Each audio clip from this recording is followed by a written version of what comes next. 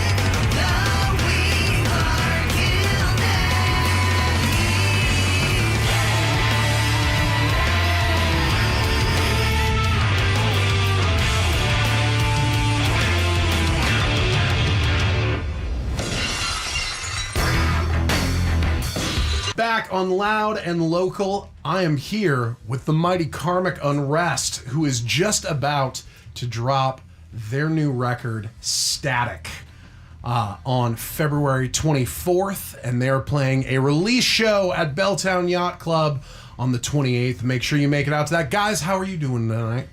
Doing fantastic, Wyatt. Thanks for having us. Super-de-duper. Absolutely. Oh, super-de-duper. I love it. So to everybody who's uninitiated, please introduce yourselves. Who are you? What do you do in Karmic Unrest? My name is Tony, and I play guitar. Nice. In the band. My name's Aisha. I'm the singer. And sorry to cut you off. You're good. We call him Stony. Yeah. Stony. It's not Tony. Stony. It's Stony. Stony. There we go. Yeah. This implies so many things. But no, don't. All the implications, they don't. He doesn't do those things. Oh, It's an ironic Stony, name. that just makes it adorable. He's I stony, like but it. he's not stoned. I am very adorable. There we go. I'm Shane. I play bass. I'm Ian. I play drums. Nice. And we have our other guitar players not here, Jake. We all love Jake We Carl. miss all you, love Jake. Jake. We He miss you, we miss has you. the wine flu. Oh no, we miss you. Well, Shane, you sent me the record a couple days ago. I got to listen to the entire thing several times now. You guys made a hell of a record. Like in an era where people focus so much on singles and this is just going to be one song that really knocks them out. There's no filler. There's no like the entire record feels very intentionally a record. So I guess, like, what was your process with that of going, like, especially with the side A and side B difference? Oh, well, the side A, side B thing was actually partly due to for financial reasons. Yeah, we're a poor rock band, you know. Heck yeah.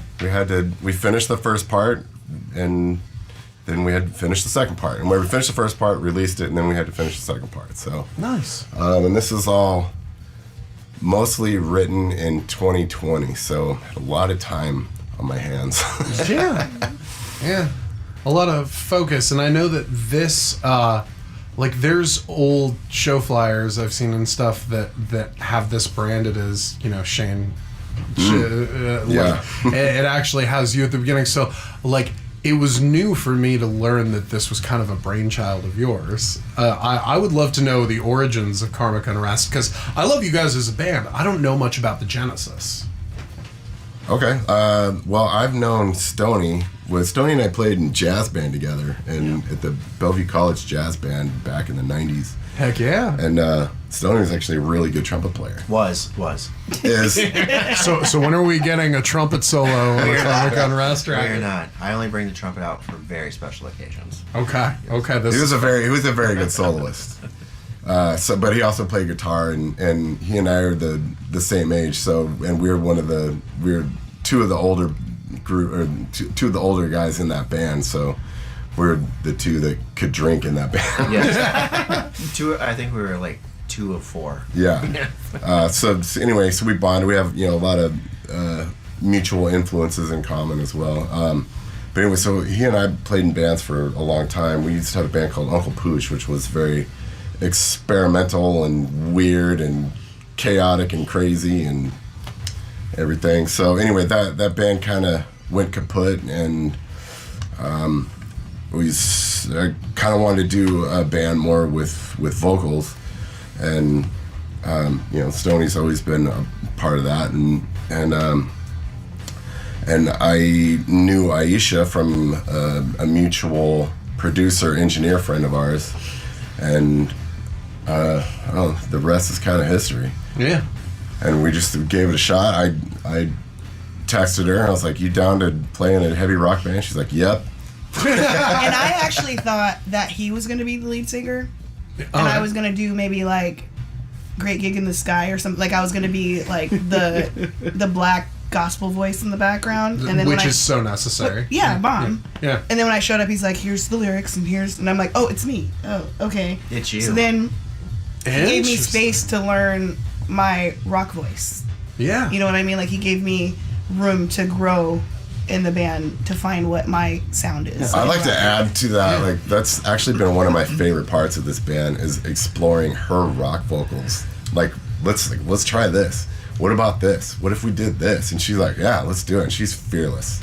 She's like, yeah, let's go for it. Let's do it. Not being afraid to fail, especially in something new, is such a talent that can't be taught to people. Like, that's such an attitude thing of the approach of, like, well, here goes nothing, guys. Yeah. Well, I mean, I think that's the fun part about vocals, is seeing what you can do with your vocals and seeing what your vocals sound like on different attitudes and moods and modes, you know what I mean? Like, seeing who you become in the scene of the song. You know? Oh, totally. It was so then, before Karmic Unrest, like, what was your history as a vocalist? Like? I was in classical.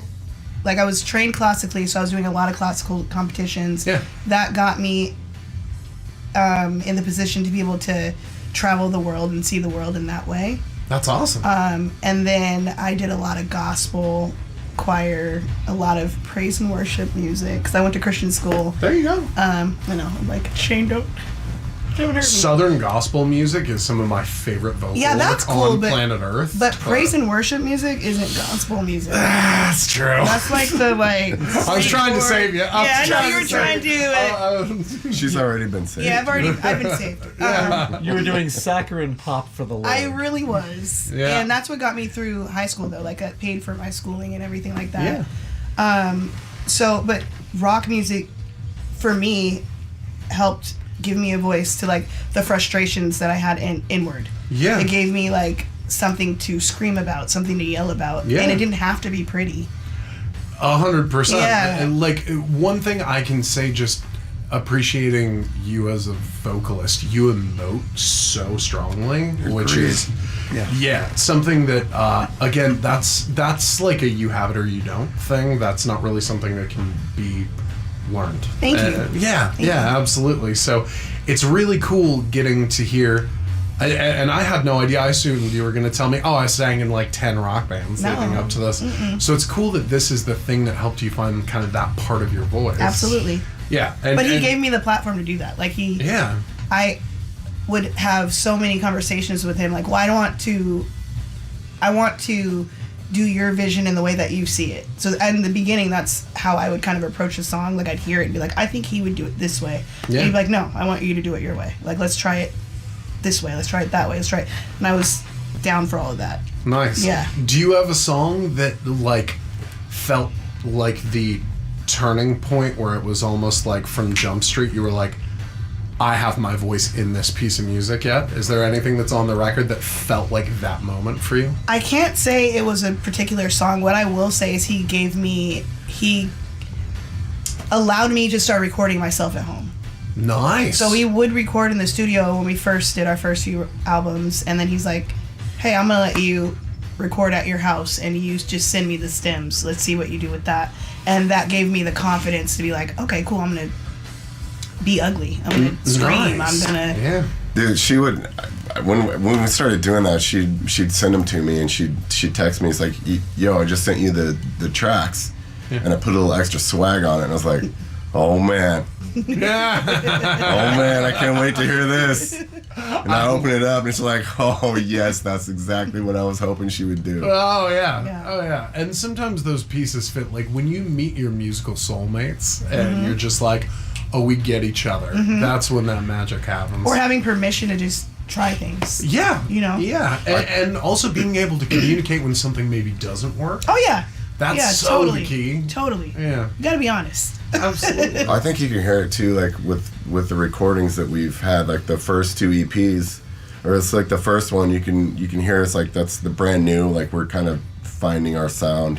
The second one, there are a couple tracks on the second one where she's starting to like do her thing a little bit more. Yeah. And I think that helped me understand like what she, I mean, I knew she was capable of just about anything, but like capable of what she could do in this band. You know what I mean? Absolutely. And then when Static came around, we started recording Static. It's like, okay, now we've got a much clearer vision of what we're gonna be able to, what our sound is gonna be. Oh yeah, well, and I could tell that immediately when I heard like Bad Run. Because even so, I guess inside baseball, like Kevin and I always love New Frontier, and so we would always like vibe out and nerd out on that song. And then just the progression, like vocally and just intensity wise, between that and the first time I heard Bad Run, I was like, oh, okay, this is the next level up. Yeah. Which is so cool. So we kicked off this segment with Bad Run, but you guys have more new stuff to show us, and I'm really excited about this because like these are all still really fresh for me. I'm excited for everybody to check this out. So tell me about Damage Control. All right, Damage Control is, well, all right, so let me back up a little bit. On all the songs on Static are Will Andrews is playing drums. Will Andrews from 10 Miles Wide. And, Nice, yeah. Is This Real? And Walking Papers. Yeah. So after we recorded that, we added Ian to the band. And Damage Control was originally going to be just like like about a minute and a half song. It's just like these two chords, and it's just going to be her. No drums. So we did not record. We didn't track Will's drums when we did that session with Will. We didn't track any drums on that song because I thought it was going to be just this a minute and a half song. But then we added Ian to the band, and I had this idea. It's like, oh well, what if we add drums we could add drums to this part, and then we could make this kind of ethereal psychedelic jam thing after it. Yeah. And that's what we ended up doing. So Damage Control, so Static is a concept record, so Damage Control is kind of like the main character talking to the antagonist. Not maybe telepathically, or she's just kind of putting it out in the world. She's like, I see you for what you are. So that's lyrically, that's what's happening in the story of the record. Hell yeah. And in the jam part of it, we since had added Jake to the roster as well. So Jake is soloing during that part, and then we also have a very good soloist in her. She's an incredible improviser. Yeah. So between those two, we just kind of like let them kind of battle it out in there, and it just becomes this epic psychedelic great gig in the sky. Oh yeah, Clash of the Titans right there. Yeah. I love it. Well, without further ado, this is the exclusive world premiere of Damage Control by Karmic Unrest on Loud and Local.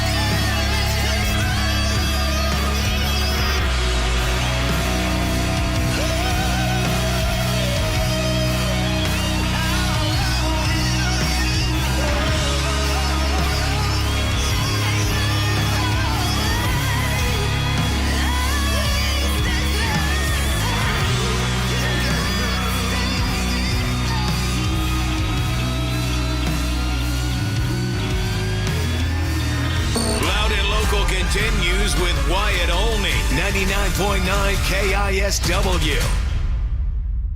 From the Pinky's Plumbing Studio, the mighty 99.9 KISW and KISW HD1 Seattle. Always live on the free Odyssey app. This is Loud and Local with Wyatt Olney on 99.9 KISW.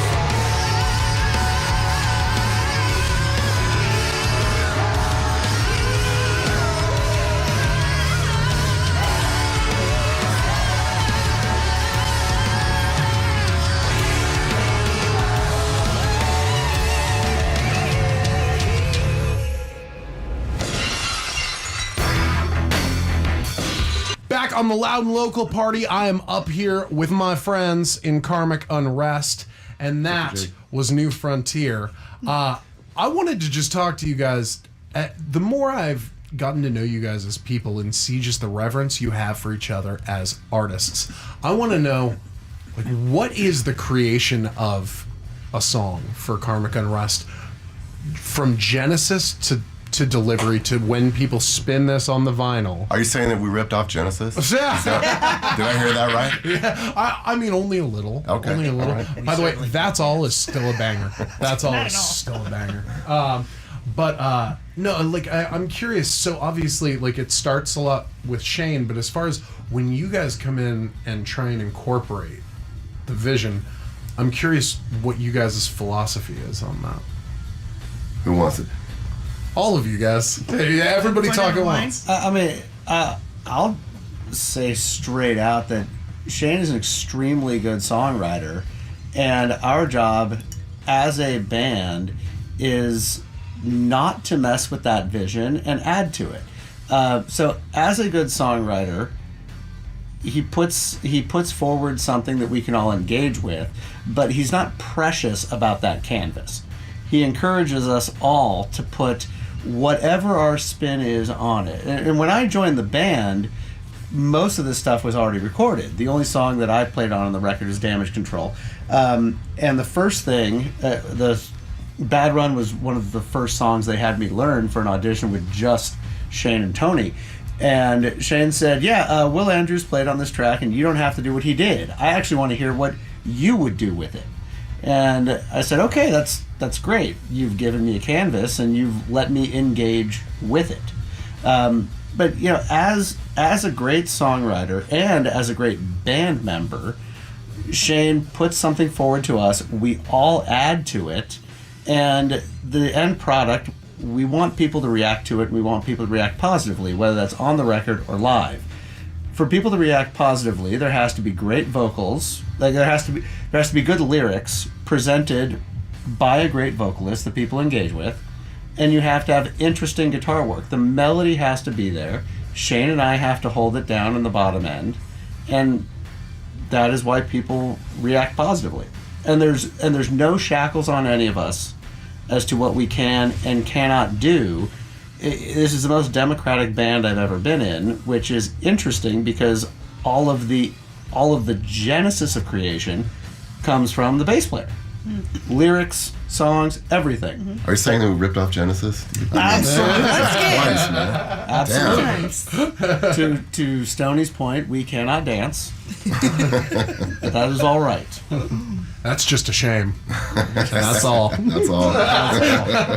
No, but and I think that's a great point into the fact that you guys are able to have that freedom, because I feel like so many times, I guess, as a creative person and a person who constructs songs, I realize that I get precious about a lot of things, and the fact that you're able to go, here's this idea, here's this concept, this is kind of the sandbox, build something, is I think a really beautiful way to approach that. And I feel like far less bands would implode if the vision guy would employ that viewpoint. Well, I look at it like all the band members in here are all better at their instrument than I am at their instrument. Yep. Right. So I my favorite pastime is sitting in my basement and recording demos, writing songs, and I'll record everything, but I kind of robo the drums, Yeah. But I do it because I enjoy doing that part of it, and I'll even put in little fills to make sure this hit's gonna work and blah blah blah. Yeah. And but Ian's a much better drummer than I am. Yeah. So when I give him when we record the demos for these songs, I'll just take the drums out. He won't even hear the drums, my drums. Yeah. So we'll just go in and record them, and he'll do a take. So now we have a take with him doing the drums on it, and now he can hear oh, I like this part, I don't like this part, whatever, and then and the song will evolve that way. Yeah. So, and we do the same thing with all the instruments. Yeah. Except for the bass. The bass is mine. Yeah. If anybody has anything negative to say about the bass part, it's not happening. You're fired. Fired. No, we say it. To my face. To No, my face. just not to your is what I face. say. Yeah, you get scared. Oh, that's such a really organic, beautiful process of creation, and I feel like that explains so much about why the record feels the way it does. Because it's not... Very rarely is every stringed instrument playing the same thing at the same time, but it all works and it fits together like a puzzle really well. And nothing ever steps on anything else, which I find interesting.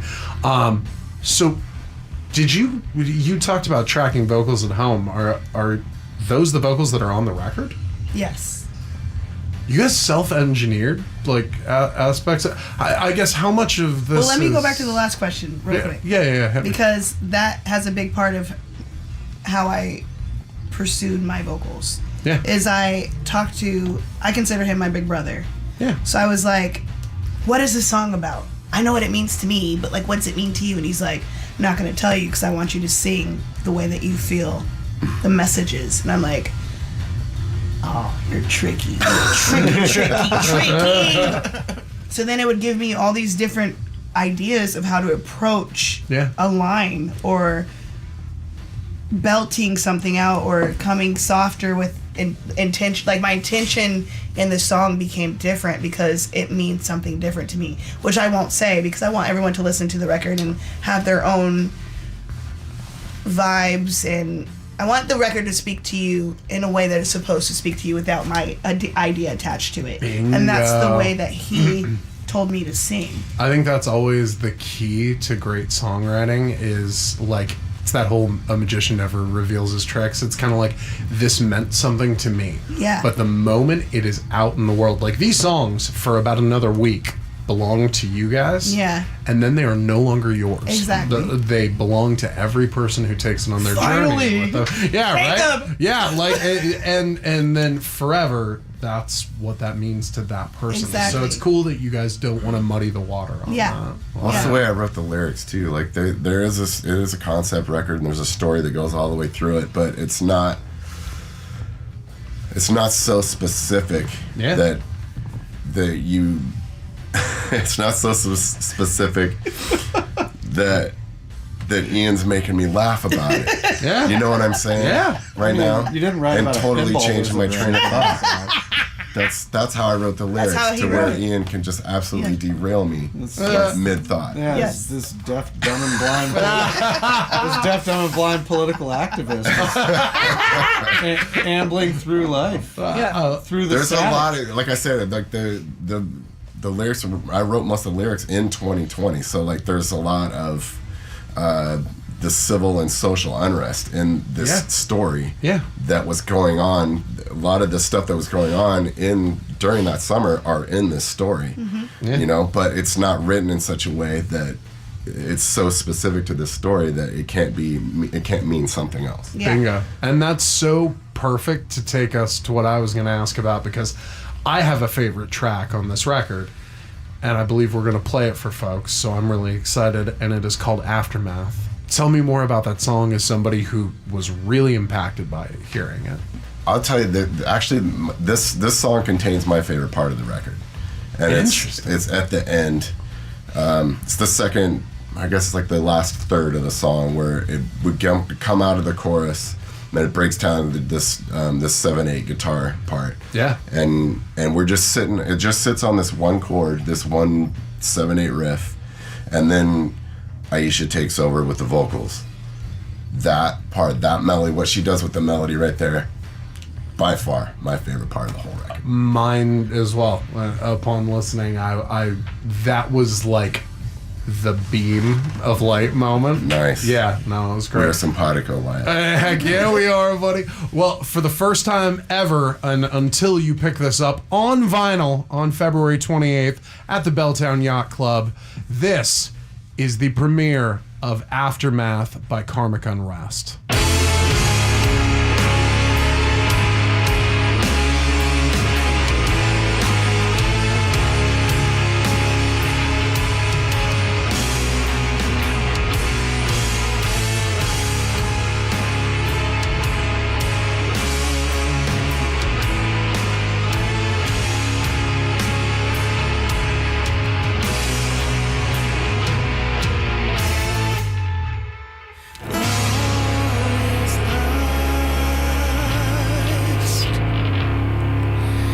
I'm all alone.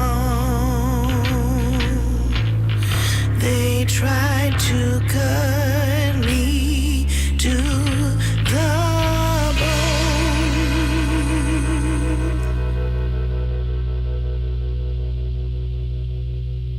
but I made a phone.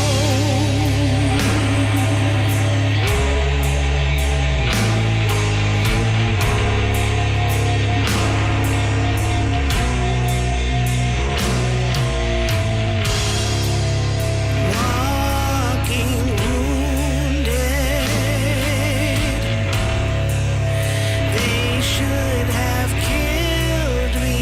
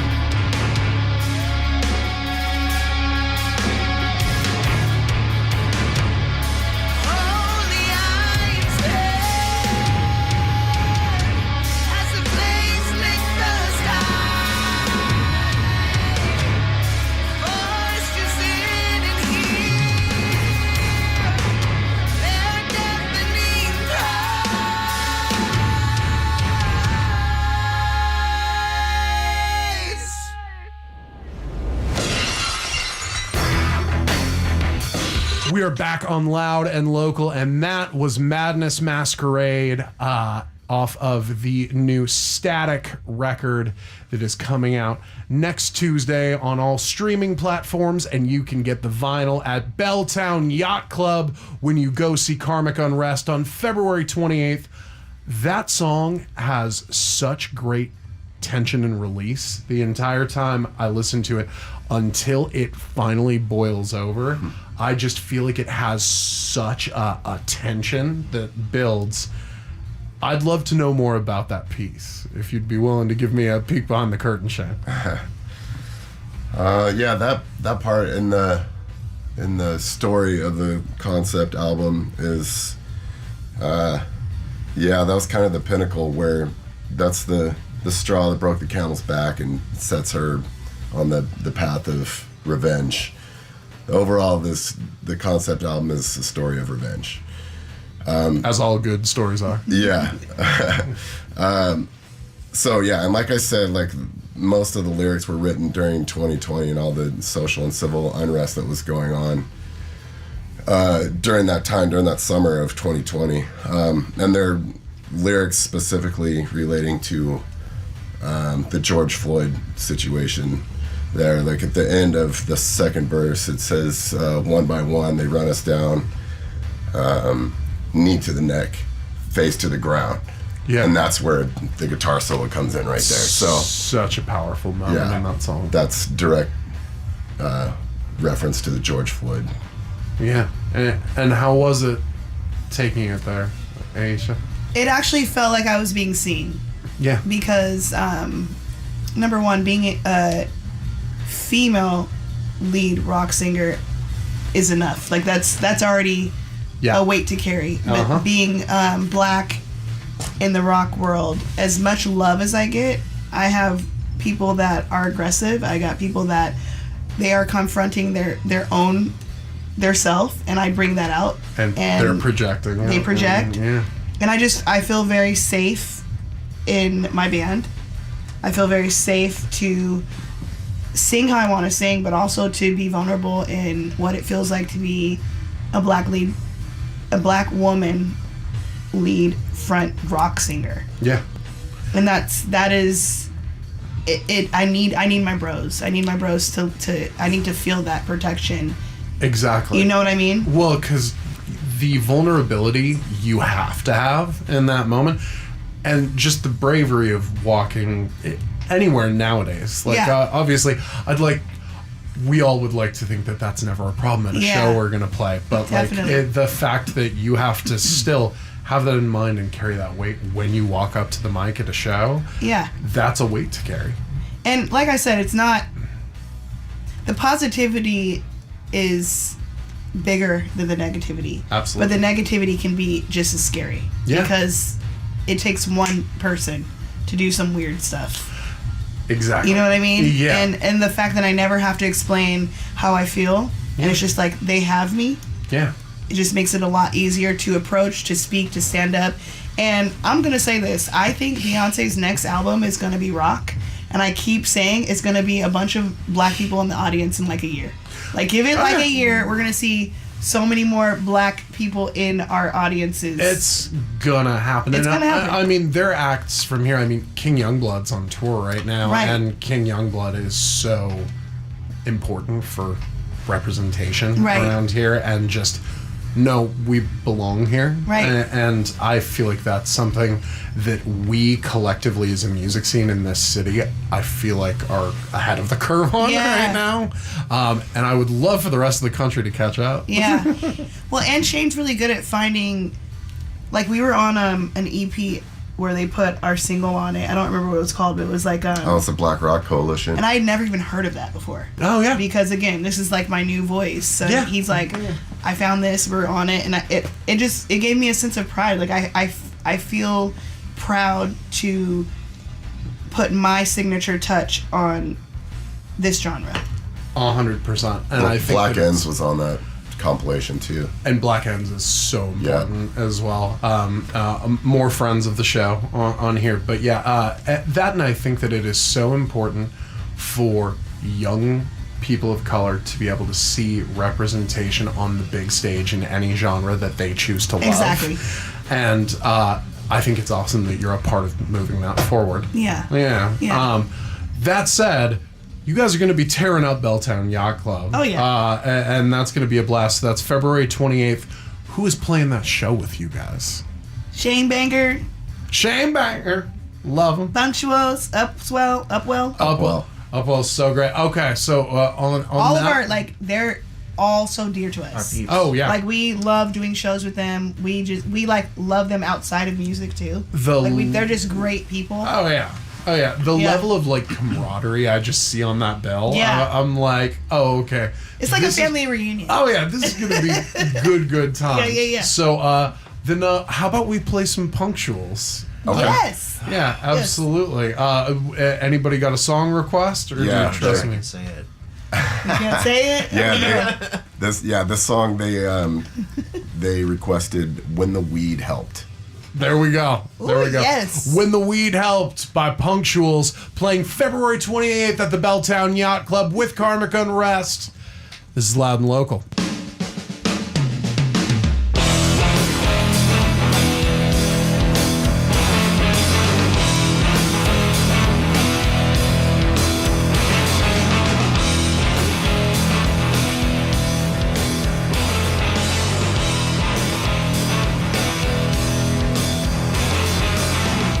Within this garden, abundant grows.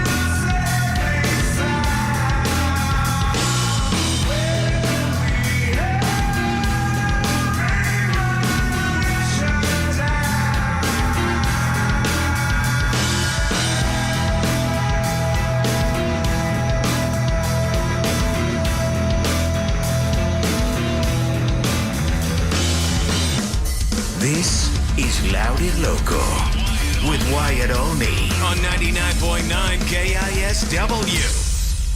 You're listening to Loud and Local with Wyatt Olney, 99.9 KISW. Yep, give it to him, white chocolate. Yes, white chocolate. I didn't expect it. I should have. On February 28th, get your booties to the Belltown Yacht Club. Karmic Unrest is releasing a vinyl record called Static with Punctuals and Shane Banger, and this next band, Upwell, our brothers and our sister. This track is The Way You Love Me.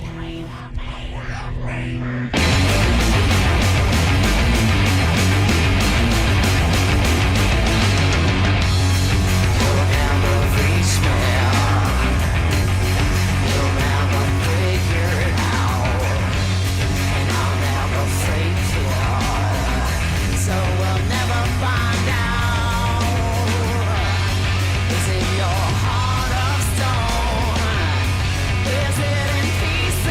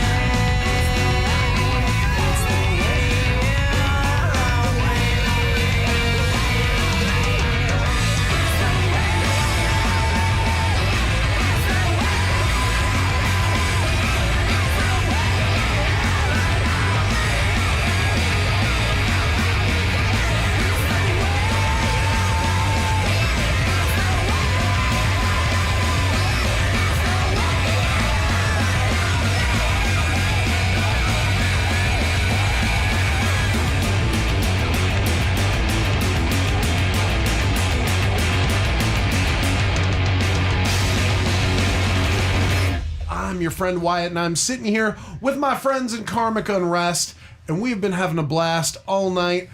The party's starting to wind down, but I wanted to ask you guys kind of each individually, between, talks sections here during songs, we've just been talking, and I really enjoy how much of a family, like how much like siblings you guys feel as a band, because it's more so than most bands. Like I feel like I'm literally watching people who have been family since they were children, and I love it. So this is gonna sound like a really cliche question, but I venture to assume that you guys will all have good answers.